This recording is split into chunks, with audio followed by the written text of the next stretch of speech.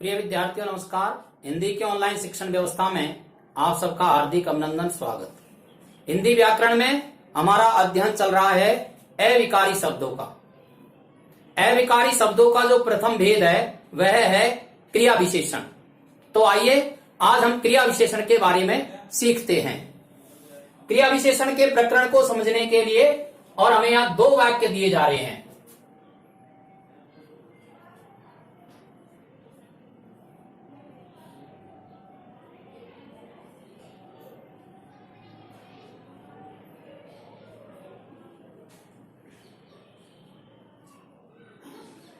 पहला वाक्य दिया है रमेश अच्छा लड़का है।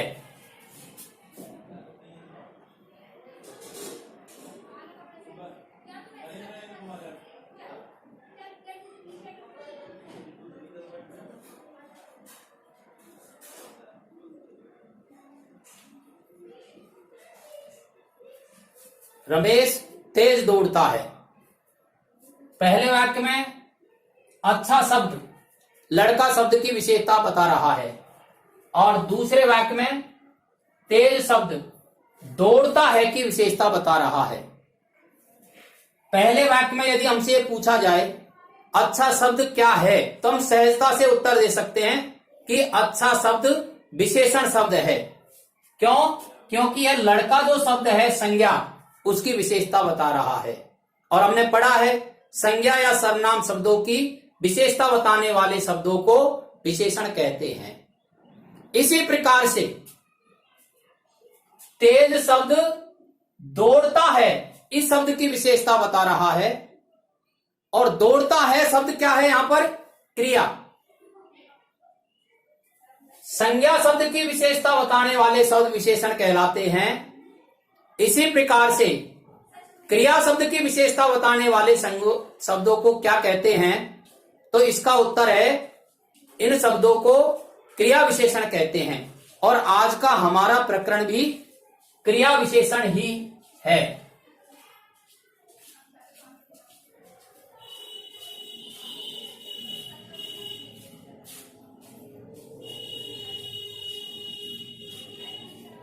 विशेषण यानी विशेषता बताने वाले शब्द। संज्ञा की विशेषता बताते हैं तो विशेषण और क्रिया की विशेषता बताते हैं तो क्रिया विशेषण। अब ये जो क्रिया विशेषण है इसकी परिभाषा क्या बनी तो हमारे ध्यान में आ गया। जो शब्द क्रिया शब्दों की विशेषता बताते हैं उन्हें क्रिया विशेषण कहते हैं। ये इसकी परिभाषा बन जाएगी।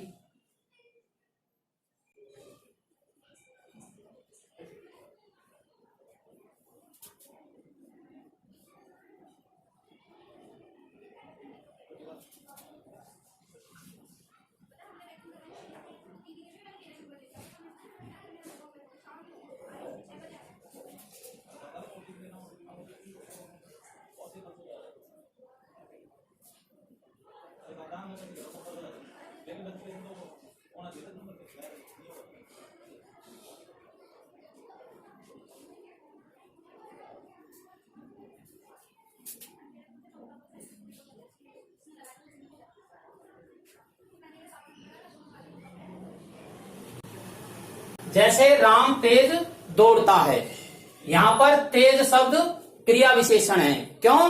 क्योंकि यह क्रिया शब्द की विशेषता बता रहा है। ऐसे दो वाक्य और हम समझते हैं।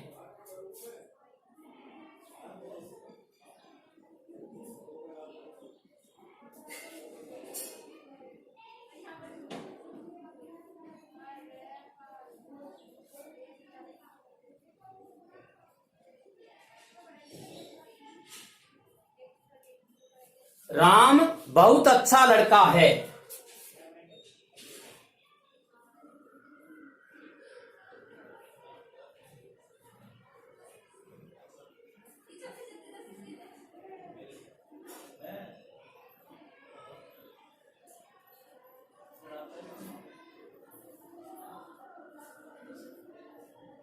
राम बहुत तेज दौड़ता है।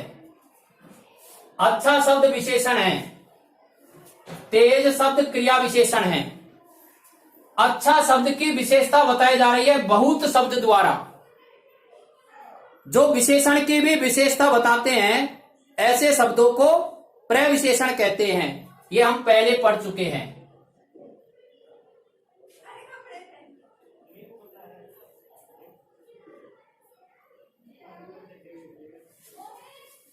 ठीक इसी प्रकार से क्रिया विशेषण शब्दों की जो विशेषता बताते हैं ऐसे शब्दों को कहते हैं प्रक्रिया विशेषण।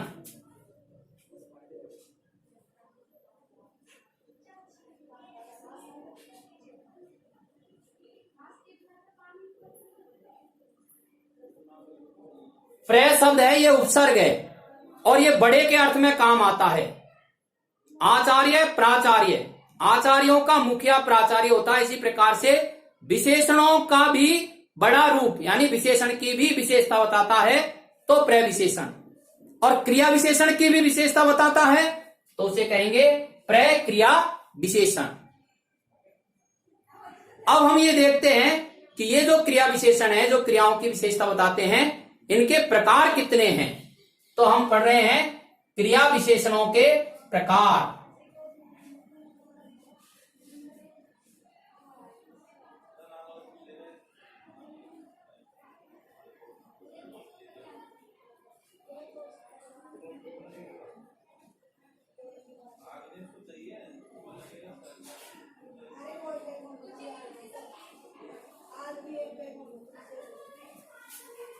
यहां हमें क्रिया विशेषणों के प्रकार समझाए गए हैं। क्रिया विशेषण का पहला प्रकार है कालवाचक क्रिया विशेषण। परिभाषा भी दी गई है। ऐसे अव्यय शब्द, ये जो क्रिया विशेषण शब्द हैं ये कैसे शब्द हैं? अव्यय शब्द हैं।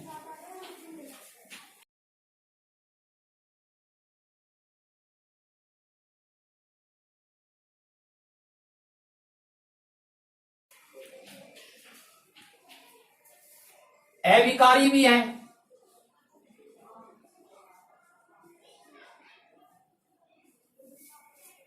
ऐसे अव्यय शब्द जो क्रिया के होने के समय का बोध कराते हैं उन्हें कालवाचक क्रिया विशेषण कहते हैं। ये आगे आप लिख लेना, कालवाचक क्रिया विशेषण कहते हैं। उदाहरण दिए हैं, आज मेरी परीक्षा है।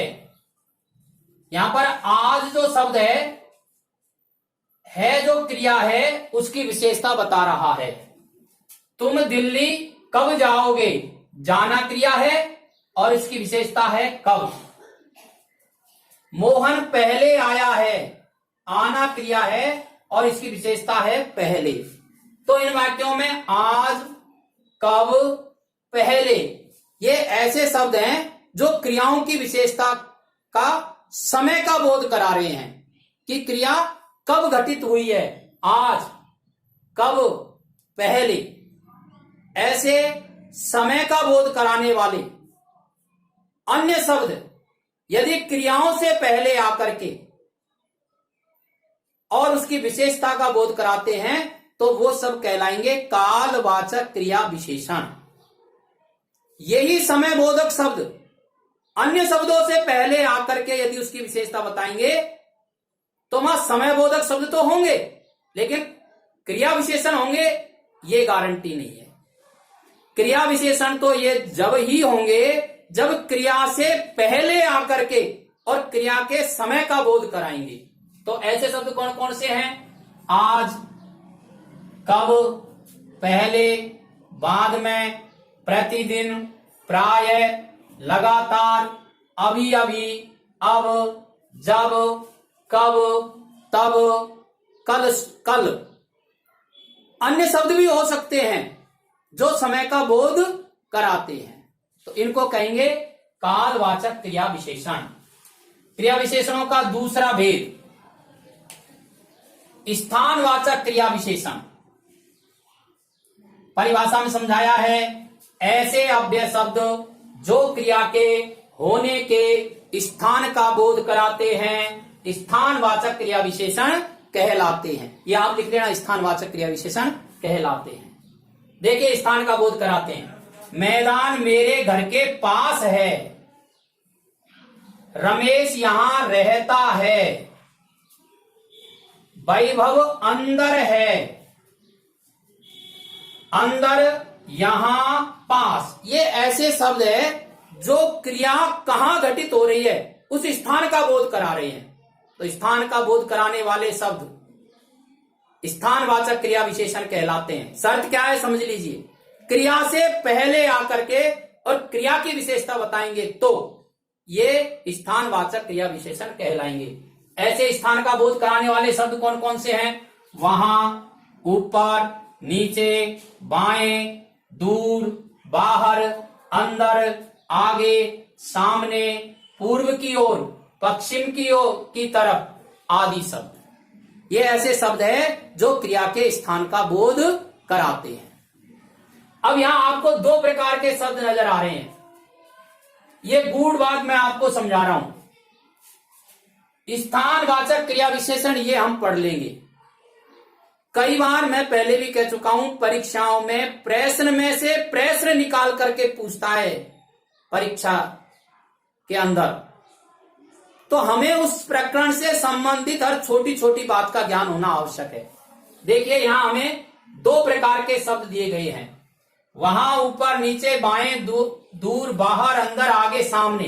ये ऐसे शब्द हैं जो क्रिया की स्थिति की सूचना देते हैं। वहीं दूसरी तरफ पूर्व की ओर, पश्चिम की ओर, ये ऐसे शब्द हैं जो क्रिया की दिशा का ज्ञान कराते हैं। कहने का भाव यह है, स्थानवाचक क्रिया विशेषण भी दो प्रकार के होते हैं। पहले स्थिति सूचक क्रिया विशेषण और दूसरे होते हैं दिशा सूचक स्थानवाचक क्रिया विशेषण। क्रिया विशेषण का तीसरा प्रकार रीतिवाचक क्रिया विशेषण। ऐसे अव्यय शब्द जिनसे क्रिया की रीति, रीति यानी विधि, विधि यानी ढंग, ये तीनों का एक ही अर्थ है। रीति, विधि या ढंग का बोध होता है, उन्हें रीतिवाचक क्रिया विशेषण कहते हैं। देखिए, तुम बहुत धीरे धीरे चलते हो। क्रिया किस ढंग से हो रही है? धीरे धीरे हो रही है। झटपट पहुंचना है, पहुंचना है ये क्रिया है और इसकी रीति क्या है?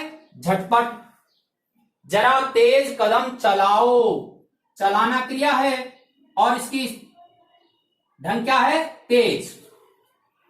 तो तेज, झटपट, धीरे धीरे, ये ऐसे शब्द है जो रीतिवाचक क्रिया विशेषण कहलाएंगे। और इसका चौथा प्रकार परिमाणवाचक क्रिया विशेषण। ऐसे अव्यय शब्द जिनसे क्रिया की अधिकता, न्यूनता आदि परिमाण का बोध होता है, परिमाणवाचक क्रिया विशेषण कहलाते हैं। परिमाण देखिए आप, नदी में पानी अधिक बह रहा है, ये क्रिया का परिमाण है, अधिक।